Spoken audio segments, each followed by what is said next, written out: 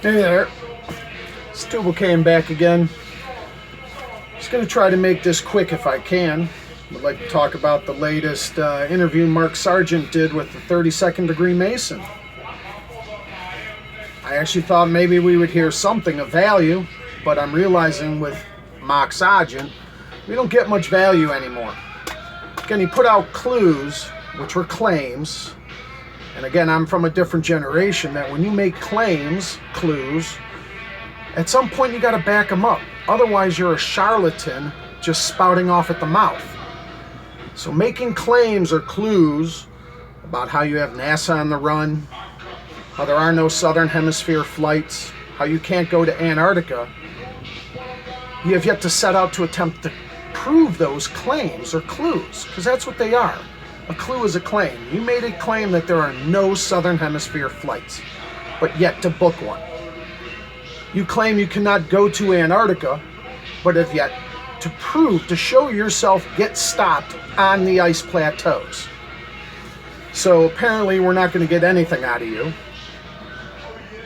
So you bring on a 32nd degree Mason, and before everyone gets all hyped up, here's my dues card from the Valley of Cleveland. 32nd degree Mason. Here's my past master's due card from the Blue Lodge, meaning I was a master of a Blue Lodge. Here's my commandery dues card as well.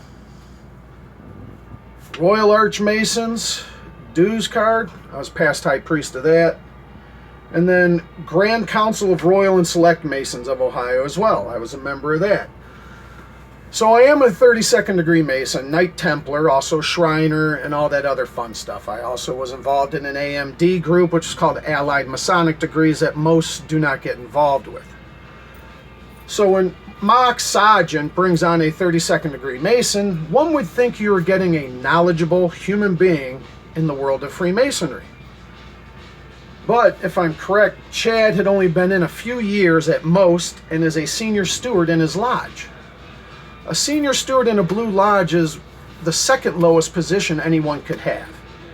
And being a senior steward myself many years ago, you know nothing, you learn nothing, and you have no involvement in the inner workings of the lodge. The area where info can be gathered is with the secretary and treasurer, because they handle potentially hundreds of thousands of dollars and maybe millions. And that money seems to go missing a lot because they do not have auditors with accounting degrees auditing these lodges' books of hundreds of thousands of dollars. So money goes missing a lot. And since the auditor is maybe a janitor of a high school and doesn't understand accounting, everything's kosher to him, just move along, not the droids you're looking for. So if Chad ever gets involved in a lodge deep enough to get into its finances, you might find some problems, and as soon as you find problems, that's when the Masonic hammer comes down, because we don't like to shed light on dark things that go on. Now, some of the things Chad said strictly about Masonry, which I find interesting, or what he didn't say, maybe that's more telling. He did try to make a claim, like Marx makes claims, that the York Rite was Christian-esque.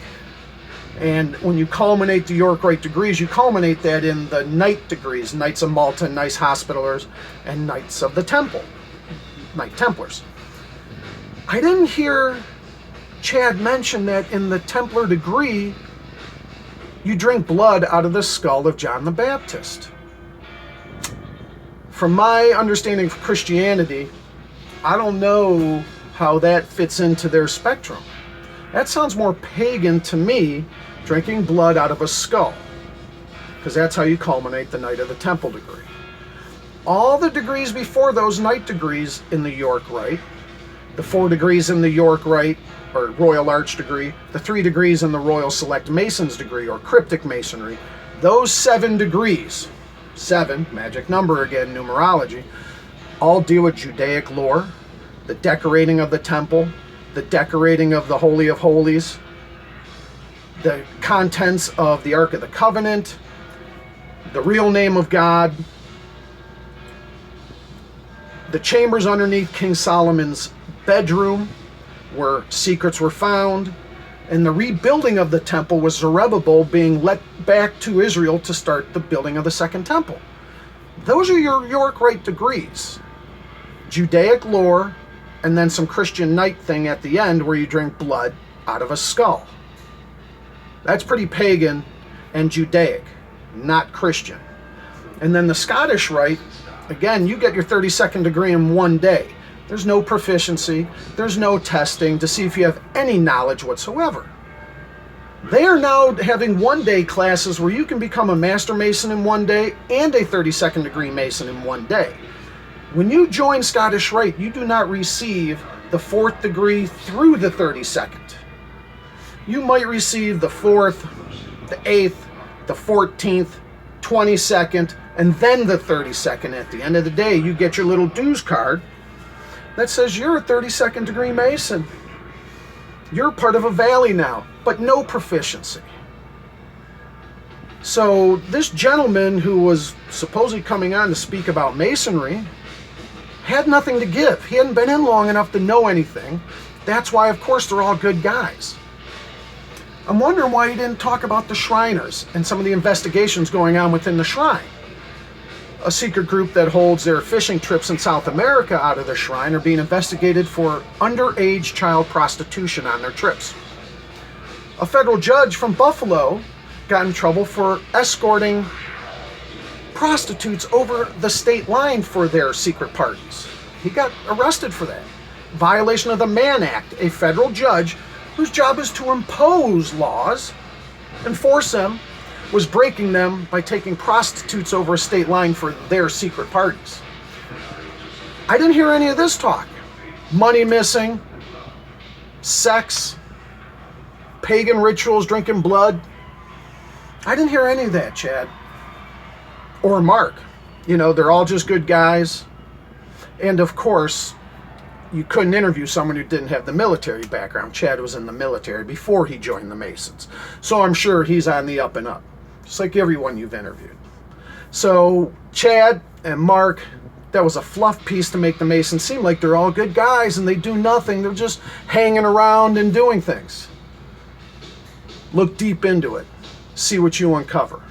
There's a lot of money that goes missing out of these lodges because they don't have the ways and means to audit them. An outside, non-Masonic auditing firm does not come in and check all their books. They do it all themselves. So in-house. So this fraternity that claims to make good men better ultimately puts men in positions to turn blind eyes to bad things. I don't see how that makes a good man better when you have to make them compromise. So most Masons are compromised, and most Masons don't have a spine or a backbone because it is claimed that no obligation you take to be a Mason will interfere with your duty to your God, your country, or yourself. So if you don't believe in the freedom to assemble or the freedom of speech, then you are a Mason, because there are still certain Masonic bodies that do not recognize their black counterpart Masonically. So racism still exists within Masonry, especially the southern states where they do not recognize the Prince Hall Masons. So racism, theft, underage sex, prostitution, but they're good guys because Chad has such a wealth of experience within this fraternity, such wealth that Mark Sargent would have to put him on to talk about Masonry and to let people know it's a good thing. Yeah, you can join in one day. As long as your check clears, you can be a Mason because their enrollment is down.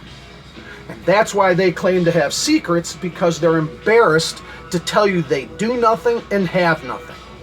They were neutered in 1813 when the two competing Grand Lodges came together and England took 100% control over American Freemasonry and neutered them like Mark Sargent.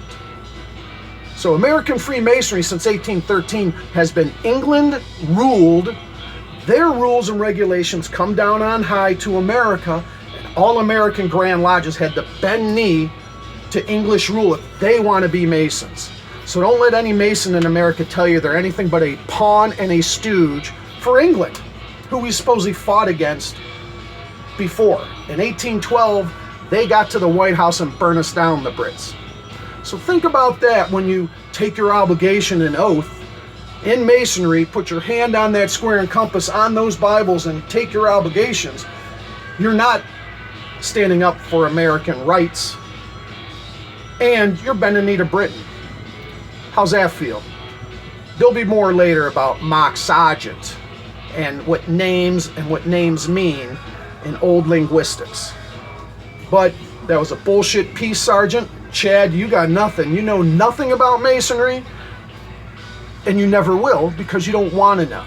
You're happy just to have your little pin on you, like in the military, and you can walk around saying, yeah, I'm a 32nd degree Mason. That and 50 cents can't get you a cup of coffee anywhere. Good luck. Flat lines matter.